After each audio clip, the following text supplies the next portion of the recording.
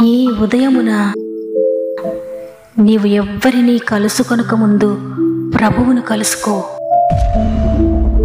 నీవు ఎవ్వరినీ చూడకముందు ప్రభువును చూడు. నీవు ఎవ్వరితో మాట్లాడకముందు ప్రభువుతో మాట్లాడు. నీవు దేనిని వెదకకముందు ఆయన రాజ్యమును నీతిని వెదకు.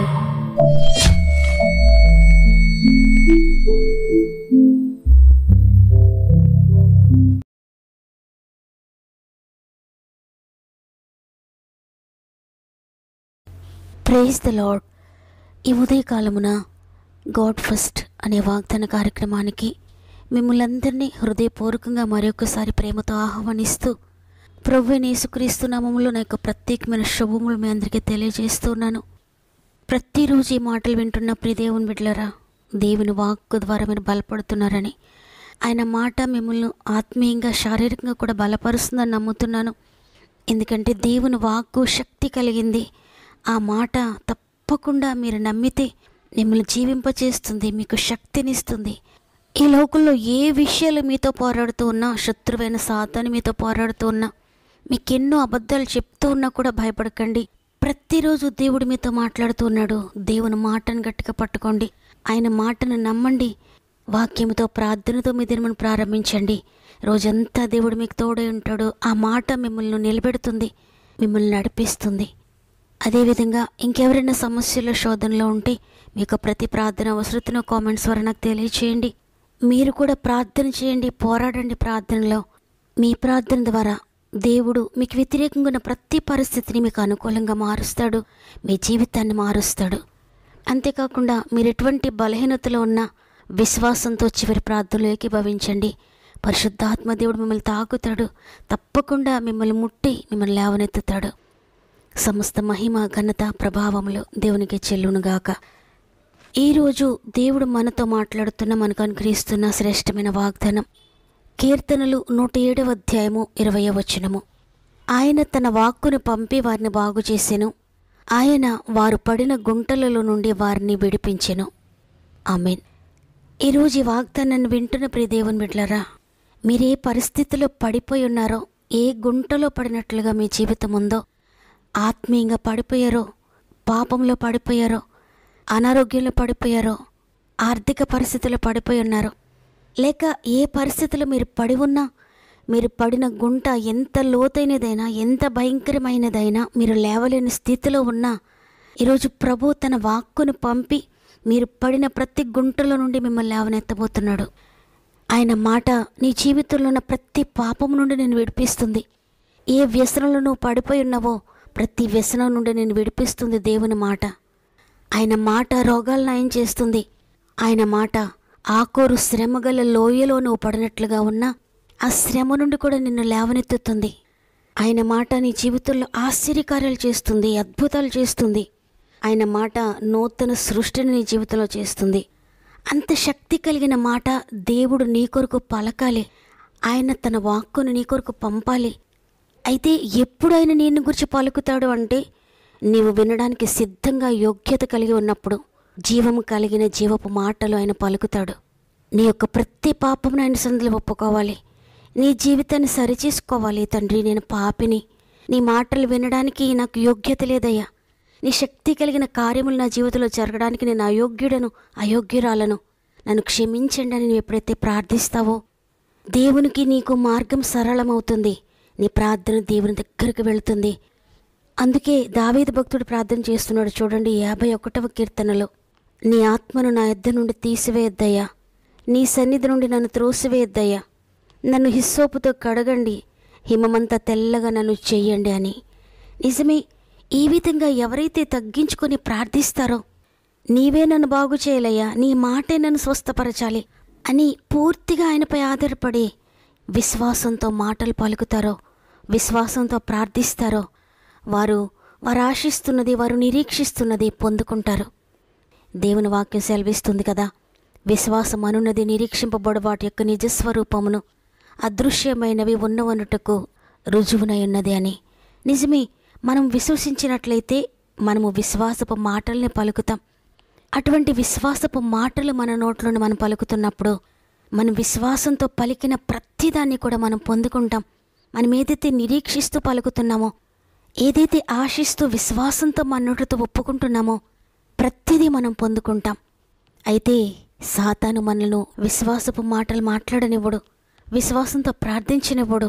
అయినప్పటికీ శక్తి తెచ్చుకొని అనారోగ్యంలో ఉన్నప్పుడు ఆరోగ్యాన్ని గురించి మాట్లాడండి, చీకటిలో ఉన్నప్పుడు వెలుగును గురించి మాట్లాడండి.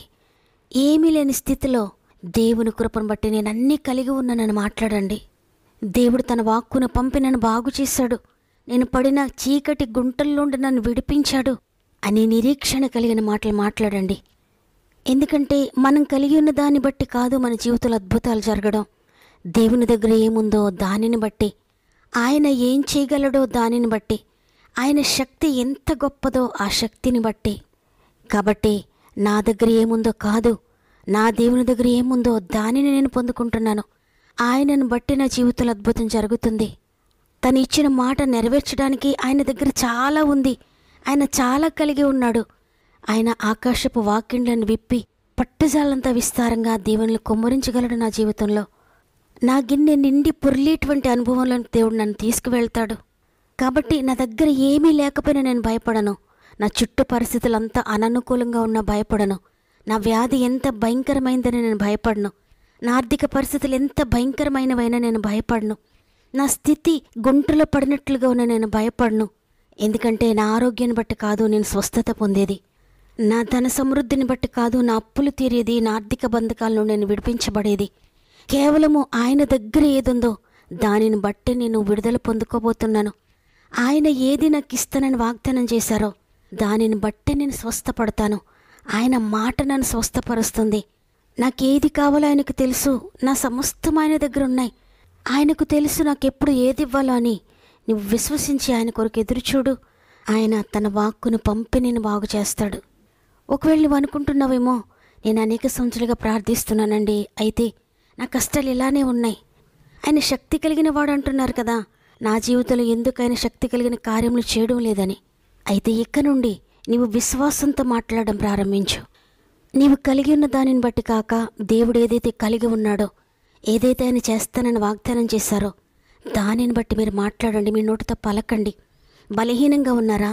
బలహీనుడు బలవంతుడని చెప్పండి. అనారోగ్యంతో ఉన్నారా?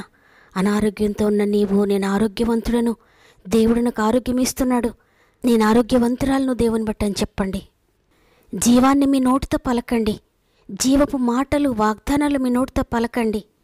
దేవుని గ్రంథం సెలవిస్తోంది, మనిషి రొట్టె వలన మాత్రం కాదు కానీ దేవుని నోట నుండి వచ్చి ప్రతి మాట వలన బ్రతుకుతాడు. అంటే ఆయన నిన్ను బ్రతుకు అన్నాడంటే నువ్వు బ్రతుకుతావు. కాబట్టి నీ జీవితంలో ఆయన పలికేలా చూసుకోండి తన మాటను. ఆయన మాట పలికారంటే నీ జీవితంలో అది తప్పక జరుగుతుంది. అందువల్ల దేవుని సన్నిధిలోని ప్రతి పాపమును ఒప్పుకొని విశ్వాసంతో మీరు పలుకుతూ ఉండండి దేవుని మాటలు. మీరేది విశ్వసించి పలుకుతారో ఆయన కూడా అదే పలుకుతాడు. కాబట్టి నీ దగ్గర ఏమీ లేకపోయినా, ఒక్క రూపాయి కూడా వడ్డీ కట్టకుండా నన్ను చేసేసారయ్యా, నీకు వందనాలు. సమృద్ధినిచ్చావు తండ్రి, నీకు వందనాలు. నా పాపమంతా కడిగేసావు తండ్రి, నీకు వందనాలు. నేను విడిచిపెట్టలేని భయంకరమైన వ్యసనం నుండి నన్ను విడిపించావు తండ్రి, నీకు వందనాలు. ఆత్మీయంగా అనేక ఉన్నతమైన మెట్లు నన్ను ఎక్కిస్తున్నందుకు నీకు వందనాలు. ఆత్మఫలము ఫలింపచేస్తున్నారు తండ్రి, నీకు వందనాలు అని ఈ విధంగా నీవేదైతే ఆశిస్తున్నావో, నువ్వు ఏదైతే ప్రార్థిస్తున్నావో, దేవుడు నీ గురించి ఏది పలకాలని నువ్వు ఆశిస్తున్నావో దానిని ముందుగా మీరే పలకండి. కనీసం రోజుకు 1 గంటైనా మోకరించి విశ్వాసంతో ప్రార్థించండి. దేవుని వాక్కు పలకండి. వాగ్దానాలు ఎత్తిపట్టి ప్రార్థించండి. తప్పకుండా విశ్వాసంతో పలుకుతున్న మీ మాటలను దేవుడు అంగీకరిస్తాడు, దేవుడు గౌరవిస్తాడు. అదే విషయాలు మీ జీవితంలో దేవుడు పలుకుతాడు. ఎందుకంటే ఆయన మాటలో శక్తి ఉంది. ఆయన మాట నిన్ను లేవనెత్తుతుంది, నేను బ్రతికిస్తుంది. కాబట్టి ఈరోజు అందరం కూడా నీ మాట చాలయ్యా, నీ చూపు చాలయ్యా, నీ మాట నాకు కావాలయ్యా, నా కొరకు నీ వాక్కును పంపండి, నీ మాటను పంపి నన్ను బాగు చేయండి అని అందరం దేవుని సన్నిధిలో మోకరించానని వేడుకుందాం. ప్రేమగల తండ్రి, నీకు వందనాలు. నీ ఉచిత కృపను బట్టి మరొక దినాన్ని మాకు ఇచ్చి ఈరోజు మమ్మల్ని సజీవులుగా లేపి నిన్ను స్తుతించే తరుణాన్ని మరొకసారి మాకు ఇచ్చారు. మరొక అవకాశాన్ని మాకు ఇచ్చినందుకు నీకు హృదయపూర్వక కృతజ్ఞత చెల్లిస్తున్నాను తండ్రి. నా వాక్కును పంపి మిమ్మల్ని బాగు చేస్తానని వాగ్దానం చేశారు. ఎంతమంది వాగ్దానాన్ని విశ్వసించి ఎత్తిపట్టి ప్రార్థిస్తున్నారో, మోకరించారో, ప్రతి మోకాలు మీరు చూస్తున్నారు తండ్రి. ప్రతి మాటను మీరు వింటున్నారు. వారు పలుకుతున్న ప్రతి వాక్కును మీరు వింటున్నారయ్యా. వారి అంతరంగాన్ని పరిశీలిస్తున్నారు తండ్రి. ఎవరు విశ్వసించి పలుకుతున్నారో ప్రతి ఒక్కరి జీవితంలో అద్భుతాలు మీరు ప్రారంభిస్తున్నందుకు వందనాలు. వారు ఏదైతే పలుకుతున్నారో విశ్వాసంతో దానిని మీరు పలకండి అయ్యా. నీ వాక్కును పంపించండి అయ్యా.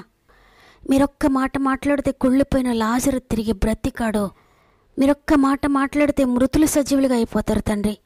ఈరోజు ఎంతమంది మృతమైన పరిస్థితిలో ఉన్నారో, ఏ పాపపు గుంటలో పడి ఉన్నారో, శాపకరమైన గుంటలో పడి ఉన్నారో, రోగమనే గుంటలో పడి ఉన్నారో, ఎక్కడ పడి ఉన్నా తండ్రి మీరు అద్భుతకరంగా నీ మాటను పంపి లేవనెత్తండి. నీ వాక్కును పంపి బాగు చేయండి. పాడైపోయిన ప్రతి జీవితాన్ని బాగు చేయండి అయ్యా. పగిలిపోయిన ప్రతి జీవితాన్ని తిరిగి బాగు చేయండి, సరిచేయండి తండ్రి. ఎవరైతేనైనా నేను పాడైపోయిన, నా జీవితం ఇక అయిపోయింది, నేనేమీ చెయ్యలేను, నన్ను ఇక బాగు చేసేవారు కూడా ఎవరు లేరని దిగులుతో ఏడుస్తూ ఉన్నారో ప్రతి ఒక్కరిని మీరు బాగు చేయండి తండ్రి. నీ చేయి పట్టి లేవనెత్తండి తండ్రి. పడిపోయిన వారిని లేవనెత్తే దేవుడు, కృంగిన వారిని లేవనెత్తే దేవుడవు. ప్రతి ఒక్కరిని కూడా మీరు లేవనెత్తుతున్నారు, నమ్ముతున్నాను. మరి ముఖ్యంగా తండ్రి, అనేక మంది నీ ప్రియమైన బిడ్డలు సమస్యల శోధనలో ఉండి ఈరోజు ఎంతగానో నలిగిపోతూ వారి ప్రార్థన విన్నపమ్మకు తెలియచేస్తూ ఉండగా అందరిని గురించి మేమందరం కలిసి ప్రార్థిస్తున్నామయ్యా. ఎక్కడిద్దరు ముగ్గురు నా నామమును కూడి ఉంటారో ప్రార్థిస్తారు, వారి మధ్య నేను ఉంటానని చెప్పావు. మా మధ్యలో మీరున్నారని నమ్ముతున్నాను. ఈ మాటలు నావి కదా తండ్రి, మీ మాటలు నాయన.